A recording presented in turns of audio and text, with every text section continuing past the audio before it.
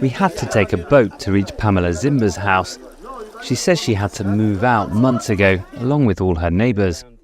The water levels in Lake Malawi and the Shire River, its sole outlet, have been at their highest in decades following torrential rains in northern Malawi and neighbouring Tanzania.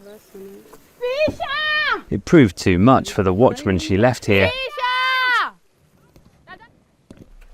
The government says all the homes here break a 1960s law that forbids building structures in natural floodplains. It's rarely enforced. They allowed us to build this house. They gave us the plans for the houses. So if they knew that this place is not safe for us to dwell, why did they give us a go-ahead so that we should build here?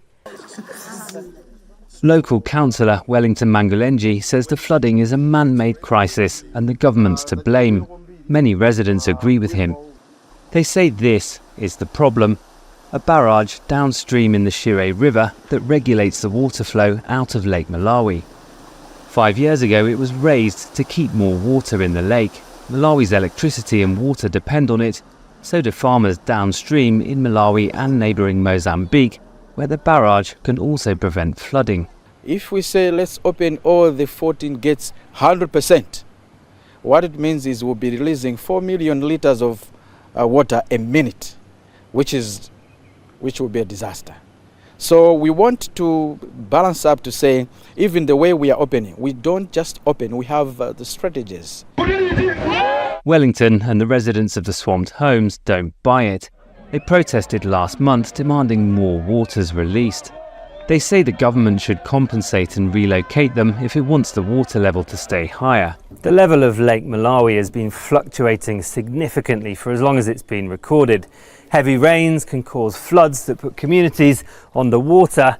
Drought is devastating for agricultural production downstream and also cuts off Malawi's electricity supply, which depends on hydropower. Scientists say climate change is increasing the risk of both. Just over 100 years ago, it fell so low that the Shire River stopped flowing and took 20 years to recover.